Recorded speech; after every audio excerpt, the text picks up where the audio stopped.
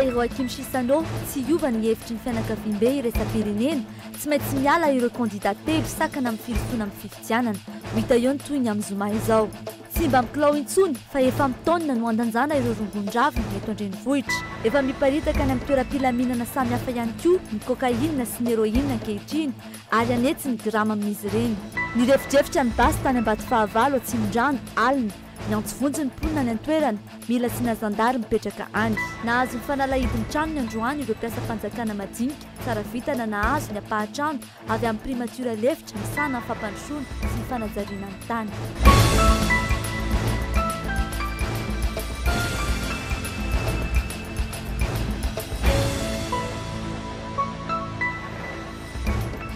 dia mbola faly miarabanao hatrany tomboky lasy tomboky vavy tonga sao tao anatin'ny fampahalalam-baovao ny Cool TV sy ny Cool FM manasanao indray ry anaraka izany hatramin'ny farany fanatediana manokana no tanterahiny inala sosombiny any avy hatrany anokavantsika ity fampahalalam-baovao ity amin'ny ankapobeny fantatry ny rehetra ny antopisi ny passage zebré na ny toeram-piampitany natokana ho an'ny mpandeha tongotra betsaka nefa ny tsy manaja azy ireny na ireo mpandeha tongotra na ireo fiaramandeha misy nefa ny sazy mahakasika ny tsy fanajany izany be mpafantatra nefa tsy be mpanaja ny passage zebré amin'ny ankapobeny dia natokana ho an'ny fiampitan'ny mpandeha tongotra ireny marika ireny natao indrindra handrindrana ny fifamoivozana sy ho fitsinjovana ireo mpandeha amin'ny vona mety hitranga efa le miampita arabe le passage de route place anazy mba rovana an'le fifamoivozana sy amin'ny arolosa zany zany tsy mety jerena tsara zay vao mijery satria manambara hoe miampita fotsiny amin'izao na misy mahafantatra aza dia maro no mbola tsy manaja izy ireny na ny mpandeha tongotra na ny fiara rehefa ohatra hoe alavitra be izy dia afaka mandehako zay ve ary mba maika dia andro be fotsiny eo nisy tranga mihitsy ny tompoko saika nahavoadonanay teo andohana analakely andeha pity izay telo mianaka dia efa teo ampovoany teo izay nisy 4 nandeha mafy dia point kely 6 fotsiny ny tsy nahavoadonanay tamin'izay zay dia tena tezitra mihitsy ny le vady teo raha matina ninona teo ny vady amanjanako dia raharano nahazo anao tonga dia nitsoko izay fa raha zay tonga dia voizy teo amin'ny passage clouté raha ny tokony ho izy dia efa voadinika mazava mifanaraka amin'ny drafitra fanajariana ny tanàna ireny marika ireny ary miankina indrindra amin'ny fitsipika mifeny fifamoivozana na ny code de la route ny fametrahana izany ny eny amin'ny sekoly no matetika tokony ametrahana ny passage zebré fa eo ihany koa ny hôpitaly azo atao ihany koa ny mangataka ny ametrahana ireny marika ireny eny anivony ny commune Antananarivo renivohitra tsy azo atao kosa ny mametraka ireny eo amin'ny fiolanana na lalana mety ampidi-doza misy ny fepetra amin'ny fiampitana amin'ny passage zebré no izy ireny zany ohatra ianao zany ka hiampita amin'ny arabe dia tokony eny amin'izy ireny ianao zany no miampita tokony ho izy zany tokony ho feny 10 olona miampita amin'izy ireny kanefa moa amin'ny tsy azo anoarina sendra tsy misy olona mihitsy ianao eo amin'ny toerana ka hiampita ianao dia afaka miampita fa kosa zany ny fiara tokony mba hitandrina foana amin'ireny toerana nitokana ho an'ny mpandeha tongotra ireny zany ho an'ny fiampitan'ny mpandeha tongotra ireny raha ny tokony ho izy dia tsy azo atao ny miampita tsy mandeha amin'ny passage zebré tsy mbola betsaka kosa nefa izy ireny raha ho an'ny tanàna Antananarivo renivohitra ary tsy misy lalàna ihany koa manasazy ireo izay tsy miampita amin'izany miatra kosa ny sazy ho an'ireo fiara mini mandona olona eny amin'ny passage zebré ary mitovy hatrany ny lanjany na mbola hita soritra izany na tsy ny tôbily rehefa mandona olona ao anatin'ny passage clouté na passage zebré dia io niveau-ny accident zany dia misy fasazy atao aminy satria io voalazan'ny codex io hoe tsy azo atao rehefa misy passage clouté tokony mampihana allure ny tôbily zany hoe manaja ny olona mandalo ao anatin'ny passage clouté zay natokana ho an'ilay mpandeha tongotra iny ka raha ohatra misy accident ao anatin'ny passage clouté dia misy fanazina azo ataony baka aminy misy aforery le tôbily ny fanaraha-masony iray aman-dreny ny ankizy miampita fa eo ihany koa ny fanarahan-dalàna no tena ilaina satria miaro ny an'ny mpandeha tongotra ireny passage zebré ireny matona sina ny olana nefa amin'izao fotoana izao dia tsy manakaiky ny filan'ny mpandeha tongotra ny toerana misy ireny passage zebré ireny ka lasa fahazarana ho an'ny rehetra ny miampita tsy manaraka izany vaovao mahakasika ny fiainam-pirenena sy ny raharaha politika tsy misy miova ny fepetra no faritan'ny fianakaviam-be iraisam-pirenena hirotsaka ny sazy raha tsy misitaka ireo kandidat telo nambara ny JIKM fa tokony hisitaka tsy ho kandidat ao amin'ny fifidianana ho filohampirenena efa tonga io ataondro kosa ny ekipa ny Leonardo Simao fanadiadina roa andro ahitan'izay marina momba ireo mpanao politika olana na ireo vahaolana amin'ny famahanany krizy eto fanapahakevitra lehibe no raisin'ny ekipan'ny Roakim Sisano tsy misy miovy ireo teboka fito napetraka izy ireo. Ça ne plaît pas à la communauté internationale, ça ne plaît pas à la médiation, à la SADC, d'imposer des sanctions. Mais on va imposer les sanctions s'il le faut. Donc aujourd'hui, nous sommes venus ici pour voir justement les 31 qui arrive-t-il. Si nous sommes satisfaits, on peut envisager d'autres délais pour l'imposition des sanctions. Et ça ne va pas signifier un changement de position, mais ce sera l'appui d'un bon accomplissement. Mitazona ny heviny ihany koa ny fianakaviam-be iraisam-pirenena momba ny lisitra ireo kandida, lisitra izay tokony ahitana ireo kandida mahafeno ny fepetra araky ny lalàna. La décision qui a été prise est celle qui va être appliquée. Il n'y a pas de mi-chemin fait et puis on change tout, etc. Non. La Cour va être, comme il me paraît que ça a été déjà réformé, et puis il y a les autres pas à suivre, voir que la Cour est satisfaite du travail qu'elle va faire et va nous présenter la liste des candidats qui est en conformité avec la loi, et c'est là où tout le processus va continuer. Araka izany, ny fanazavana entin'ireto vahiny reto amin'ny 2 Aogositra izao, mieloha ny andozany any Madagasikara no andrasana ahafantarana izay ho toy ny resaka politika eto. Hatreto aloha mienjana ny tady amin'ny fianakaviam-be iraisam-pirenena sy ireo kandida 3 takian'izy ireo hiala. Samy manana ny fanehoan-keviny kosa na ireo olom-pirenena na ireo mpanao politika eto amintsika ny amin'ny tokony hirotsana ireo kandida 3 na tsy. Ny vahoaka ny tompon'ny fanapahan-kevitra farany eo amin'ny safidiny manoloana ny fifidianana. Fanadihadiana miaraka amin'ny namana Maritsona. Ity andron'ny androany ity no fepotoana farany enon'ny ZICM ny tsy ahafahany ny kandida 3 milatsaka ho fidiana ho filim-pirenena izany. Betsaka ny fanehoan-kevitra atetsy teroa na teo amin'ny olotrotra na teo an'ireo mpanao politika ihany koa izany. Tsy maintsy miala aloha Andry Nirina Rajoelina dia mametraka amin'izay olona vonona ny hitantana an'ilay teteza mitapifidianana ary tsy manao afa-tsy ny fifidianana ary manao fianianana koa fa tsy rotsaka ho mpifaninana fa dia andamina fotsiny io fifidianana io amin'izay fotoan'izay na inona fanapahan-kevitry ny androm-panjakana dia mazava fa le lazaina hoe force exécutoire de le mpitantana ny teteza mita fa tsy toy zao amin'ny lalàna miperaky ary misy principe de droit universel hoe on ne juge pas une chose jugée akatsy iny zany tsy azonao iverenana ntsony iny décision iny fa rehefa iny liste mivoaka dia iny liste mivoaka fanatsanao CES ahafahana manatsara ny voka-pifidianana sy mampa atokony ny vahoaka malagasy ny voka-pifidianana io. Tatso tanteraka ny rahapirenena ary tsisy afa-tsy iny tolo-kevitra ny voaka tamin'mpisaika atao amin'ny FFKM iny ihany no azahoantsika mamany olana amin'ny fomba malagasy, amin'ny toe-tsaina malagasy ary mandeha makany amin'ny fampandrosoana Madagasikara amin'ny fametrahana ny hoe fanarenana ifotony ny firenena zany. Fitoniana tadiavin'ny malagasy ela loatra le krizy raha io filatsahan'izy 3 io dia aleo ngamba ny eritreritro zarery aleo samy miala zareo raha tia tanindrazana izy dia mila fahatsiarovan-tena miala. Fandraisana anjarany rehetra ho amin'ny fifidianana na ny izay hofidiana na ny mpifidy izay ny tena zava-dehibe mba hisiny ny fahalalahana ka raha tena te hiaro ny demokrasia isika dia aleo ilatsaka izay te ilatsaka. Amin'ny fahitako n'izy 3 aloha hoe amin'ny filatsany amiko tena tsy mampaninina mihitsy raha milatsaka raha tsy manaiky ihany koa ohatra Andry Nirina Rajoelina. Andry Nirina Rajoelina tsy manaiky ny fiverenany Marc Ravalomanana eto tsy hitako fa izy zany miseho tia tena be aloha ngamba n'izy miala zay. Ny amiko aloha fahitako ny filatsan'izy 3 mianaka tsy asikolana fa ny aho kosa le olona nanamboatra ny firenena na tonga ny firenena latsaka terena zao hoe tamin'le fampanantenana pôkaty nataony Ratsiraka izy le fampanantenana pôkaty hoe paradisa socialiste Madagasikara tsy mandoaliky dia mbola reo ihany ve nitantana ny teteza mihitsy raha ohatra ka hoe miala Rajoelina dia hoe teteza mihitsy erano tantana izy efa da tokony tsy horariny zany fampiavanana ataony FKM tsy misy olana ampiavanindro efatra dia avela amin'ny sisitosery. Na izany na tsy zany anefa dia tsy afaka miala amin'ny fianakaviam-be raisam-pirenena isika malagasy. Vaovao tena nivon'ny fitsarana kosa indray hatramin'ny 7 febroary 2024 miaramila sivily miisa 920 nahazo amnistia namoaka lisitra fahadimy misy ny anaran'ireo nahazo famotsora-keloka ny teo anivon'ny komite ad hoc amin'izany izany ao amin'ny fitsarana tampo no maly ariva. Anarana 720 ny voarakitra izany ary miaramila manamboninaitra avokoa ny ankamarony ka isan'izany ireo nikatra noho ny raharabany vato ny 17 novambra sy ny FIGN ny 20 Mey 2024 fanadedina.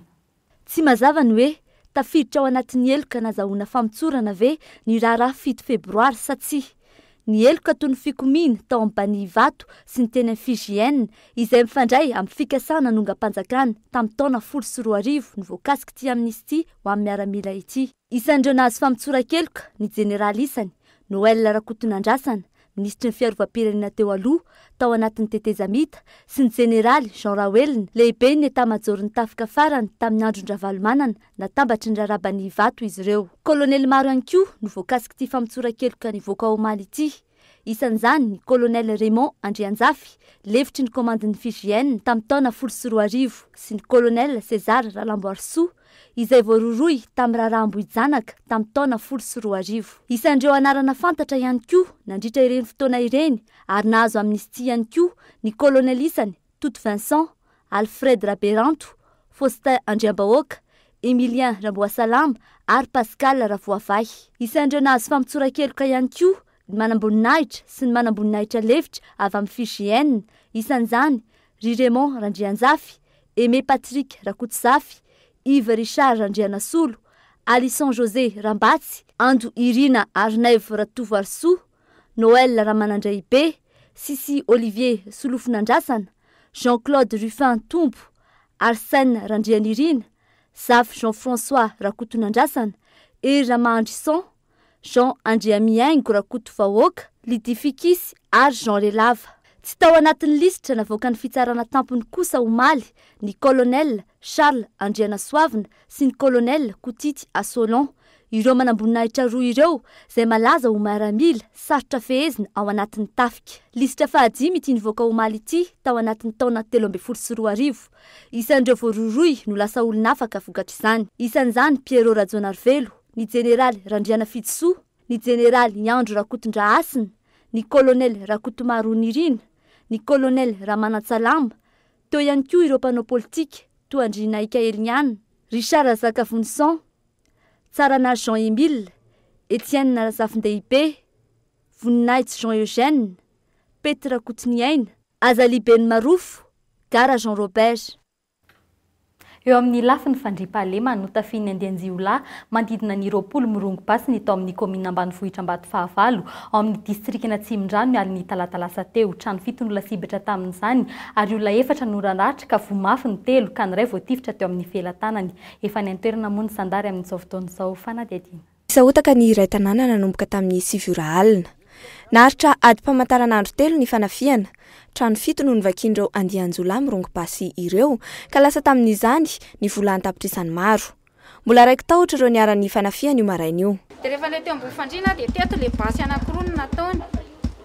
Dia nahazo ny vozona akanjon'ilay vadiko. Dia izany tery ny hidina tato amin'ny tohatra hitsofoka tamin'ilay efika ato an-tsena any. Dia tonga dia mivohin-drareo aty raha forcé ilay varavarana, vomaka aty ilay varavarana lasa mivoniditra nakany an-tsena. Dia tonga tao izy efa nanobata n'ilay vola. Dia efa tonga zany ilay dalo avava aty, to dia niditra amin'ilay trano. Dia tonga tao zany izy dia anakorotana tao. Dia lasa daholo zany ny vola tao, papier-na automobile, lasa ny dia izay tsy nalainy ny papier mipotipotehana.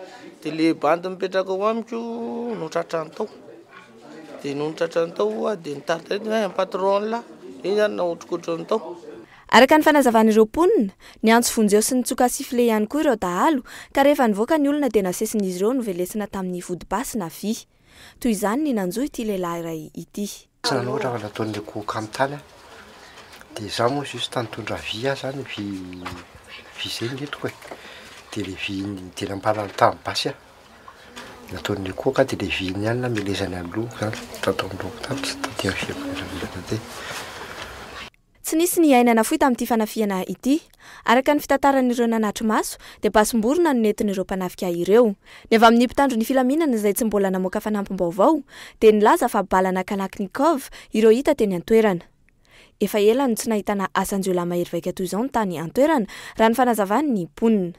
Tamin'ny taona 2000 napetraka tany amin'ity faritra tena mamokatra ity ny poste avancé ny gendarme. Saingy naverina tamin'ny borikady nandorany fotsy ireo zandary ireo 2 taona taty aoriana. Nitaraina noho izany ireo mponina. Ny taitana ity zany dia zao izy mila zay zany gendarme tonga dia mijanona ety aminay fa tsy mandalo satsena fotina dia mody.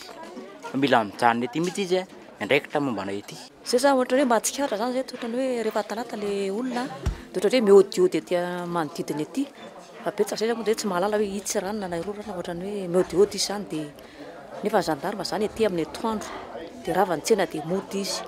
Ho fitandrona ny aina sy ny fananany mponina nanapa-kevitra ny teo anivon'ny mpitandro ny filaminana sy ny commune fa apetraka vonjimaiky amina trano iray aloha ireo zandary izay tandro ny filaminana any an-toerana manomboka izao. Nangataka fanampiana amin'ny ametrahana izay poste avancé izay ny avao amin'ny commune. Raha izao no mitoy dia ho sahirana ny vahoaka tsy hoe miala ndraikitra akory fa kosa ataon'ny vahoaka ahoana moa ny hiady amin'ireo malaso izay manana fitaovam-piadiana mahery vaika salamina ampiasandry halina zay. Mivelatra amina 220 hektara ny commune Ambatovahavalo. Misy mponina 9 alina, mitsinjara amina fokotany 7 ary fambolena vary sy ny fraise ary fiompiana omby no fiveloman'ny olona ao. Tsena ny omby avy any atsimo ihany koa ity commune ity izay vao maika mampirongatra ny asan-jiolahy any an-toerana. Vadiko amin'ny lafim-baovao ara-tsosialy kosa indray isika. Tsy amin'ny kilao intsony ny resaka rongony eto amintsika fa efa amin'ny taonina. Etsaka ilan'izay mandeha amin'ny kilao maromaro ny sokajy-drongony mahery vaika efa vovoka mandalo na amidy eto. Olona maromaro mahatonga ity sehatra ity ho korakora. Olana eo amin'ny resaka fitaovana sy olombelona fa eo ihany koa ny fampiarana ny lalàna fanadidina manokana sy ny avy ny iltasinjo. Tao anatin'ny tapabolana monja, rongony 4 taona latsaka no trateaky ny polisy misahana ny zava-mahadomelina, saingy ampitsirina teto Antananarivo. Avy any atsimo sy avy any avaratry ny nosy no fiavian'izy ireo. Vao nianatra rava ireo tratra nitondra izany ireo, ka tratra raha tsy izany 4 amin'ny oviana no nisy rongony an-taona maro no nitobaka teto Andrenivohitra saingy tsy nisy nahita. Tsy misy valiny ireo fanontaniana ireo hatreto. Olana voalohany. Zara raha ampiodiana ny sampandraraha ny vola atokan'ny governemanta ho amin'ny fiadiana amin'ny zava-mahadomelina. Indraindray, miala ny am-paosin'ny polisy tsirairay amin'ny alalan'ny tsy paipaika no ahavitana ny fidinana sy ny fisamborana araka ny loharano-baovao. Tsy ampy ihany koa ny isan'ny olona mampiodina ny sampandraraha izay misy olona 20 ho an'i Madagasikara iray manontolo. Mazava ankehitriny fa na ny rongony raviny na ny rongony vovony dia misy eto Madagasikara avokoa. Tsy misy anefa ny fitaovana manokana ahafahana mitsirika azy ireny. Araka ny loharano-baovao azo antoka iray, mivezivezy eto amintsika avokoa ny vovon-drongony avy atsy La Réunion, Maurice, Comore, Peroa, Amerika Atsimo ary Afrika Atsimo. Amin'ny ankapobeny, ireo olana ateraky ny fitelemana ireo bolety toy ny fahavakisanyizany any Ankibo ka mahatonga ny aretina tsy maintsy idirana hopitaly no ahafahana misambotra ireo mpitondra rongony mahery vaika eto amintsika. Ho an'ny taona 2024, kokainina 737 sy heroinina 2 kilao sy 227 grama no tratra teny amin'ny teratany frantsay sy guinéana iray. Tamin'ity taona ity, lehilahy tanzaniana iray nitratra nitondra heroinina 4 kilao, saingy andro vitsivitsy ny tanana azy tany amponja dia afaka madiodio ka navoaka ity lehilahy ity, tsy fantatra hoe tamin'ny fomba ahoana. Ho an'ny kokainina na ny heroinina, lafo ny vidiny. 10 alina ariary ka hatramin'ny 2 hetsy ariary ny 1 grama. Teratany guinéana, afrikanina tatsimo, tanzaniana, frantsay ary italiana ny mpampiditra azy ireny eto amintsika. Olana ho an'ny polisy ihany koa, araka ny fanadihadiana natao, ny famaritana ny sazy omena ireo mpanao trafikana zava-mahadomelina. Ao anatin'ny 5 taona, zara raha nisy olona iray nahazo sazy 5 taona, raha toa ka 2 volana ka hatramin'ny 5 taona ny sazy ambaran'ny lalàna ho an'ireo mpivarotra sy mpifoka ary mpitatitra izany rongony izany. Misy aza olona tratra, mandalo intelo anivon'ny sampandrarahan'ny polisy miady amin'ny zava-mahadomelina ao anatin'ny taona iray. Izany hoe, mamita sazy 3 volana ary intelo mamerikeloka. Hatreto aloha vitsy ny tratra amin'ny rongony mahery vaika, mitombo kosa ny fahatongavan'ireo eto amintsika raha ny taremarika ary efa mahazo vahana any amin'ny boîte de nuit sy ny bara ny fivarotana sy ny fanjifana izany. eo amin'ny tontolo ny asa-panjakana kosa indray manomboka ny fanoloran'ireo trano natao an'ny mpiasa-panjakana izay tetikasan'ny primature lefitra misana ny fampandrosoana sy ny fanajariana ny tany.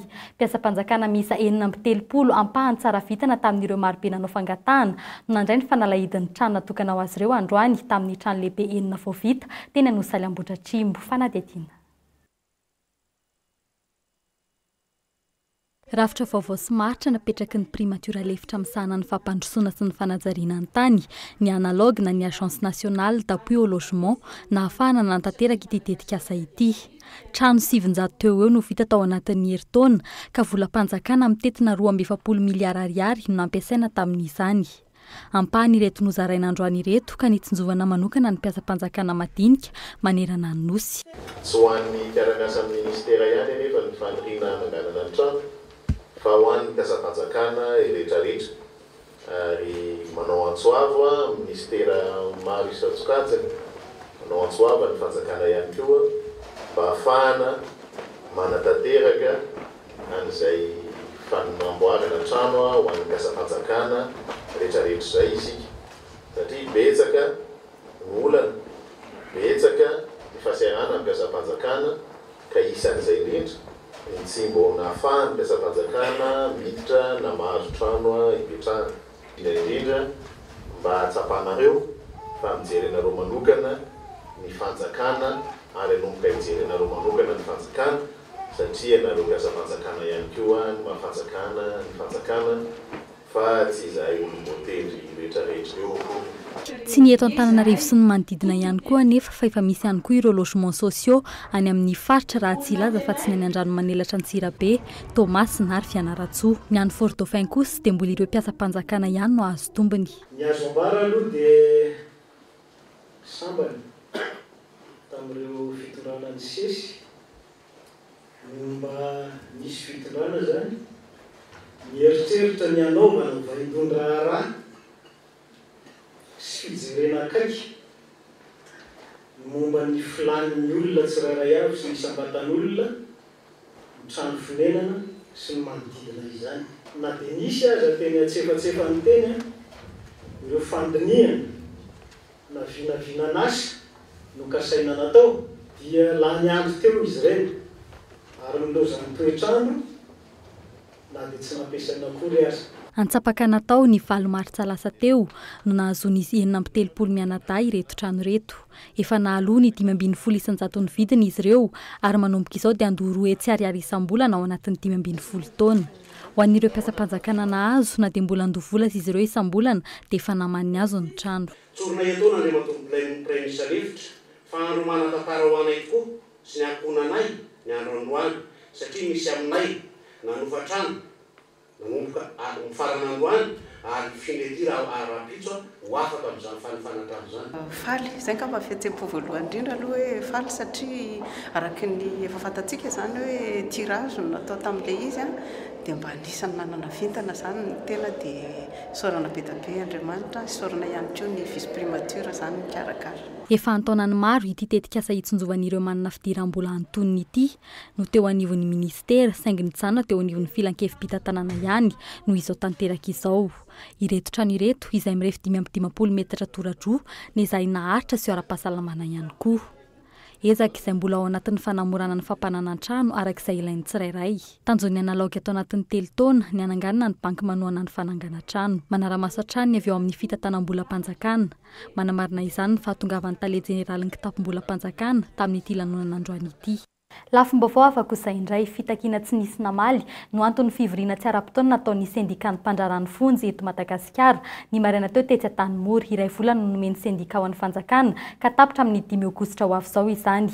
Tapaka nandritra ny fivorim-be fa raha tsy mamaly amin'izay ny fanjakana dia iroso amin'ny fitokonana izy ireo ny 7 aogositra ho avy izao. Rehefa nolazaiko teo hoe rehefa tena tsy misy moa zany ny valiteny misy fetrany ihany ny hoe fiandrasana sy faharetana dia tsy maintsy iroso amin'izay fanapa-kevitry ny mpivory eto zany zahay raha ohatra ka misy izay fangatana fiaona zay nefa dia tsy voaray mihitsy zay ohatra dia angamba efa hafanenina kosa zay satria efa nanaraka ny dingana rehetra zay tokony natao angamba tsy hotsinina intsony raha ohatra ka hoe iroso midingana aminary le izy mantsy le hoe fitokonana ny zavatra tiako tenenina fotsiny dia zao na isy ara zany fitokonany mpandraharany fonja zany aoka tsy hisy eritreritra mihitsy hoe mitokona ny mpandraharany fonja ka hoe sanatria hoe ny fonja ho avela fotsiny tsia ho izy mba tsy andosirany voafonja omena sakafo reo tsaboinareo marary fa ny activité sasany angamba no mety hoe hisy fampitsaharana mety amin'ny fotoana hoe voafetra na amin'ny fotoana tsy voafetra arakaraka izay tapaka eo mandrahona fitokonana tsy ahitana herisetra raha nanindrim-peo manokana momba izay ny filohan'ny syndicat ny inspektera Razafintsalama Désiré.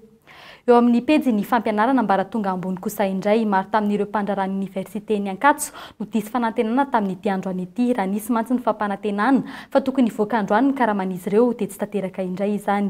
Tsy fahatombanana ara teknika teo anivon'ny tahirim-bolam-panjakana no nahatonga izany raha ny fanazavana azy teny an-toerany vokany. Maro tamin'ireo mpandrarano ny safidim-bolana nakatona ny toeram-piasany. Anisan'ireny ny mpandrara teo anivon'ny sampana Texas sy ny teo amin'ny sampana Isoratra sy ny Mahaolona. Mbola andrasana ho amin'ny rampitsy kosa ny ahafantarana na mbola hitona hiato ny fitokonana ny zavatra azo antoka dia sahirana ny mpianatra satria mbola mikatso ny fampandehanan-draharaha eny Ambohitsaina. Mahazo vahaneny an-tsena ireo fitaovana vita sinoa. Ohatra amin'izy ireny ny fitaovana voalaza fa mampiena ny degré amin'ny maso. Misy amin'ireo olon-tsotra no tsy voasarika amin'izy ireny. Etsy andaniny misy ireo nahazo tombony tamin'izany eo amin'ny lafin'ny torohevitra ho an'ireo mpitsabo. Ilaina hatrany ny mitandrina amin'ny mahasaropadiny maso fanadihadiana. Samy manana ny heviny mponina momba ny fitaovana sinoa hita eny an-tsena izay mampiena ny fanaitenana na koa ireo malaza ankehitriny fa mampiena ny degreny solomaso. Manotra ireo fitaovana ireny izay apetaka amin'ny maso ho an'ireo nampiasa, misy ny resy lahatra, misy ny tsy resy lahatra amin'ny fahombiazana izy ireny. Na dia misy aza ireo tsy voasarika izany loatra. Eny mety mampaliana ihany aloha arakaraka le fiapetraikany amin'ilay olona.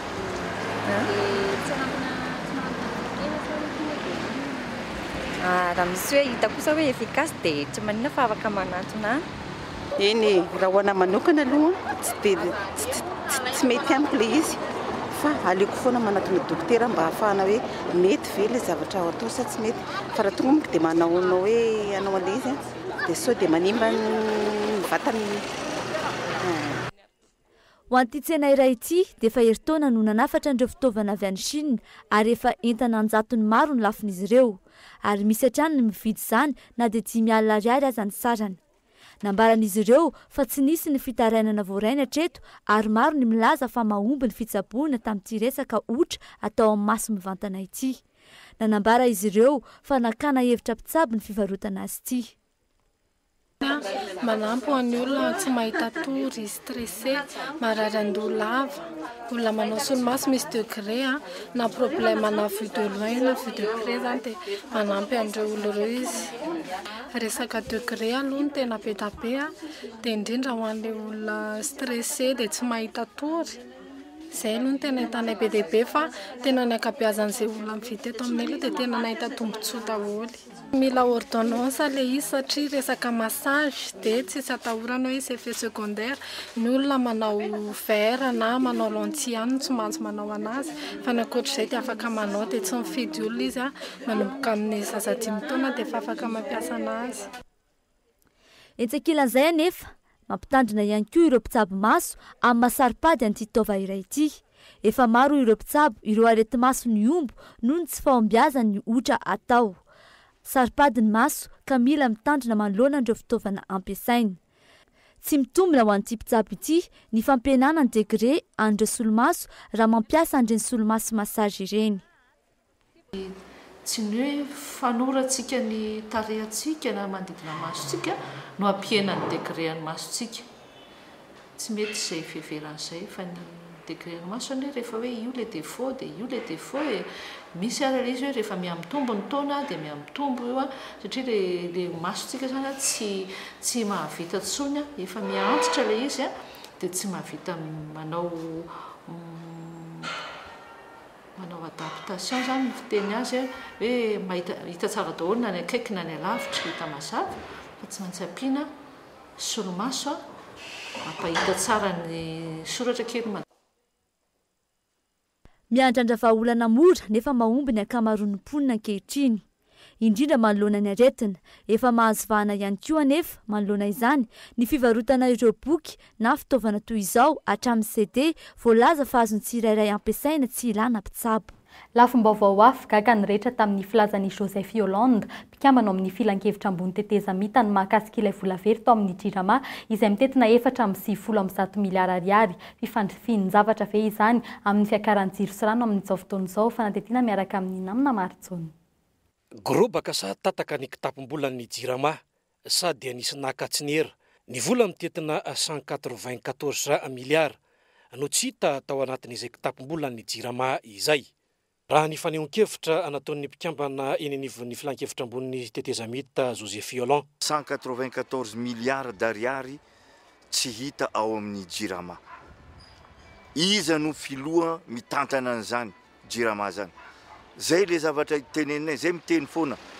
Raha ny fitiavan-tseza sy ny fitiavana anabotry ty firenena ty no imasoan'ny sasany dia zay mikondane an'io foana. Ka aminay dia hoe tokony jerena ny tombotsoan'ity firenena ity fa tsy miziriziry anao an'izao halatra zay ihany ny zavatra atao amin'ity firenena ity. Tsy mety tsony io. Tokony mahatsapa-tena ny tsirairay. Tompona andraikitra mitantana ny firenena no mangalatra n'ity firenena ity. Tsy mety tsony io. Ny zavatra mahagaga nefa amin'ny resaka volan'ny JIRAMA io ny vahoaka terena handoa ny facture ary mandoa foana ny vahoaka. Lansaiza le 194 miliara d'ariary iza ndray ny nangalatra an'io. Betsaka ireo mpanjifa ankehitriny no alaim-panahy.